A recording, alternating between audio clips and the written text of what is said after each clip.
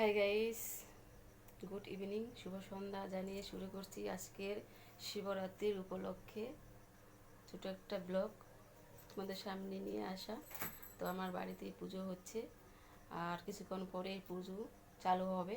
তো পুজো যখন চালু হবে তখন তোমাদেরকে ভিডিও করে দেখাবো। আর দেখতেই পাচ্ছ আমি একটু সাজুগুজু করে নিয়েছি। আজকে শিবরাত্রি উপলক্ষে সবাইকে শুভেচ্ছা জানাচ্ছি। তো গাইস, সারাদিন তো উপোস করে আছি।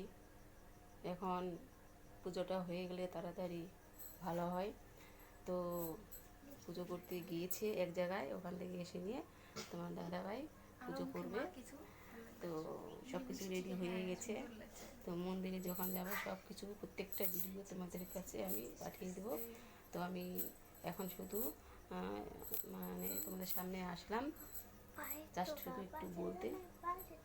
সকাল থেকে খুব চাপে ছিলাম, কোনো কিছু কালকে পরশুদিন ভিডিও দিতে পারিনি। শরীরটা তোমরা তো জানোই যে আমার শরীরটা ঠিক থাকে না সব সময়।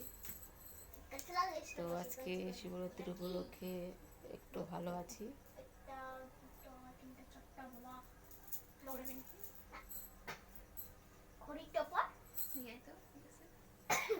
আমার হাতে এখানে কি হয়েছে গাইস দেখতে পাচ্ছ, কেমন একটা কিরকম হয়ে গেছে, কালো হয়ে গেছে জায়গাটা।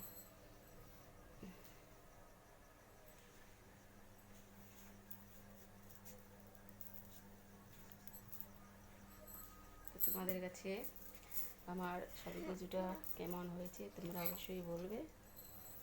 আর দেখতে পাচ্ছ সবাই বলবে, কিন্তু আমাকে একদম কিন্তু রানী লাগছে দেখতে। তোমরা কিন্তু সবাই বলবে কেমন লাগছে দেখতে। তো আমি ছোট রানী, আমি এখন চুলটা ঠিক করছি, তো তারপর দেখিও গাইস তোমাদের। কিছুক্ষণ পরে পুজো চালু হবে। তো এক কথা বারবার বলা হয়ে যাচ্ছে। ঠিক পড়েছি। আমার শাড়িটা দেখিয়ে দাও তা মা। শাড়ি, এই দেখো আমার শাড়িটা কোমরে বিছা পড়েছি। তো গাইজ আর কথা বলবো না, আজকে এখানে শেষ করছি আমার ব্লগ। তো শিবরাত্রি উপলক্ষে সব কিছু তোমাদের কাছে শেয়ার করব। বাড়ির যত কাজ ছিল শেষ করতে পারিনি, আর আশা করছি পুজোটা পুরোপুরি শেয়ার করব। তো গাইস, তোমরা ভালো থাকো, সুস্থ থাকো। শিবরাত্রি সবারই ভালোভাবে কাটুক।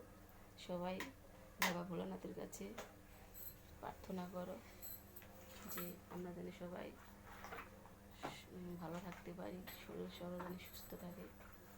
বাবা ভোলানাথ যেন সবাইকে আশীর্বাদ করে। আর কি বলবো, আমার অতটা জানা নেই গাইস। তো তোমরা ভালো থাকো। আজকে ভিডিও শেষ করছি, টাটা।